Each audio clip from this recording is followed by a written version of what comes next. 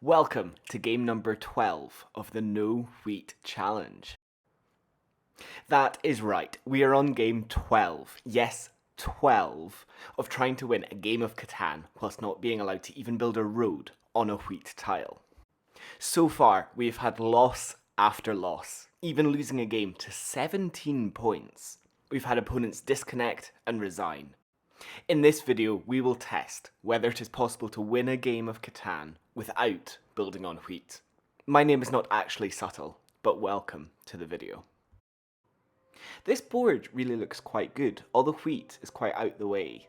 It's either at the top or the bottom, so we're going to go through the middle. And this 956 spot, we're definitely going to take, but I think we'll take it as our second pick. This spot's quite good as well, but I think ore is going to be huge. There's very little ore. I think if we go here, between the 11 and the 10, we'll obviously get ore, and it blocks him really getting anywhere. And then we'll take this 956 spot, like we said. That gets us an immediate road, and hopefully we can get a really quick start. So I'm feeling more optimistic about this game than I have pretty much any of the others. Like I said, the wheat's out the way. He's where's he gone? The 4, 5, 11. So he's getting very little ore, like I said. I think that's one of the main things. And he's also getting very little wheat. So we are really in with quite a good chance here. A good chance we certainly had. The sixes were absolutely rolling in. This allowed us to trade in our brick for some wheat and build the first and second settlements of the match. Our opponent, meanwhile, appeared to focus on the longest road. He cut off the path between our two settlements, basically ensuring that he will get the longest road.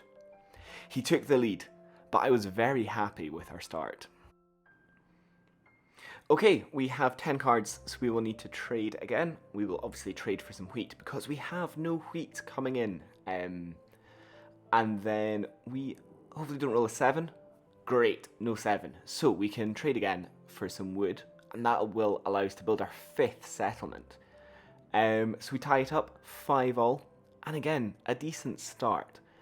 Probably my biggest worry is he is longest road, and he's also building down for some wheat, I think. And once he gets more wheat coming in, and he's just upgraded there, so he gets even more ore.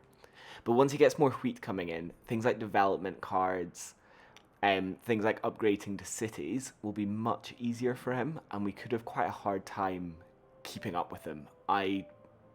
To be honest, the more I think about it, I wouldn't be totally surprised if he started running away slightly with the game, but we'll give it our best shot.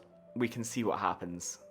And hopefully I don't need to go into game 13 or 20 or whatever it is at the moment. I feel like it's these points in games where luck makes such a difference. Like, if we can just have a strong mid-game here, we'd be okay. I guess one of my main concerns is getting ore and wheat though, because we've got our 5 settlements down, so now we need to upgrade to cities, and that is exactly what I'm talking about. Getting that ore there from the robber is huge, because like there's no ore on this board. It's what, 10, 11 and 12. Pretty crazy, to be honest. So if we can keep ore coming in and keep wheat coming in, we'll be in a good spot. So obviously we'll trade for some wheat there, and oh, I missed that. We got an 11 and a 10, like I was chatting about, ore coming in. This is exactly what we need. And there, again, wood coming in. So we can use our new port, we'll trade in for some wheat, and we'll be able to build our first city. I guess the question is where we go. I think the 956 is the pretty obvious choice. Such good rolls, and it's got the wood, and we've got the wood port, so probably a fairly easy one. But probably a very good minute there. And hopefully we can just keep this going. Again, we'll just keep trading in, trying to keep the wheat and the ore coming in for more cities, and blocking robbers. There we go, we're getting lucky. We're getting lucky. And 9, that gets us the wood and the brick that we need for another settlement. Come on, we're back in the lead. Getting lucky. This one could be the one. Come on. Very quickly, I just want to say that I'm a small YouTube channel with just 31 subscribers as I'm recording this. I notice each and every one, so if you're enjoying my videos, it would mean the world to me if you subscribed. We are on 7 points just now, and I think we need a game plan of how we're going to get to the rest as I trade in for some wheat. So we obviously need 8 more, and my issue just now is I can't build any more settlements. So I can only build cities and also like development cards, both of which need wheat, both of which need ore, and we don't have very much. But we do have ports. We have the sheep and the wood port. So I think a pretty obvious strategy for like step 1 is to upgrade our sheep and our wood, get the cities going there, which we can do right now actually. A very quick one to tick off. When I'm editing this video, it'll be, let's get this right. When I'm editing this, I started doing wee checklists, so I think that'll be checked off even before I put the others on, but we have upgraded there. Otherwise, we can probably upgrade our ore as well, so building down here is an option. Although I'm actually also thinking getting more wood, so the 9 and the 10 wood spot would be quite good. So I think step 1 we've already done, which was upgrade that city. Step number 2, I think increase wood production.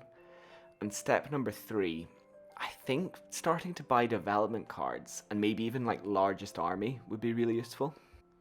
So that was my plan, and we got off to a hot start, utilising my ports to build another settlement and up our wood production.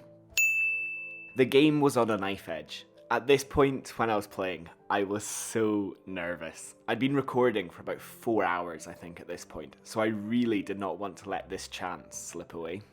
Due to the lack of wheat and ore on the board, we kept building to 5 settlements before having to build a city, and then building back to 5 settlements again.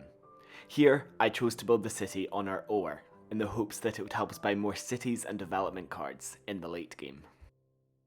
That city opened up the chance for us to build another settlement, which we did before we started focusing on development cards and trying to build the largest army. And so because of that beautiful sheep port, we can trade in for our first development card. Here we go. And a victory point. I'm pleased with that. I think victory point is so good at this late stage of the game. Gets us up to 12. So by my maths, what is it? 15 minus 12, 3 more points to win. We just need 1 city and largest army, which, touch wood, I'm touching all the wood around me, is looking quite doable. And that is exactly what we did. We were able to build our city, and then, I'll be quite honest, I had a bit of a brain lapse building this settlement on the screen. It was not required. Shortly after though, we bought a development card and got our 3rd robber. And I'll pass you over to my live reaction. This is going to be it. I don't think there's any way he can stop me. I've just given him the GG. He's already played his development card this turn. There's nothing he can do.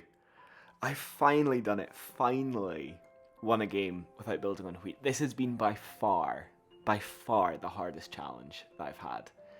Like I said, I think previously, I think it's been 3 or 4 hours I've spent in total recording. And here we go. I can play my knight. We'll hit yes. And that is that. I've done it. Like, done it fairly comfortably again in the end. 16 to 11. Did not need that 16th point. I had an absolute brain flop there. But we've done it. Thank you so much for watching. If you've enjoyed, please hit the subscribe button. It would mean the world to me. And I will see you in my next challenge.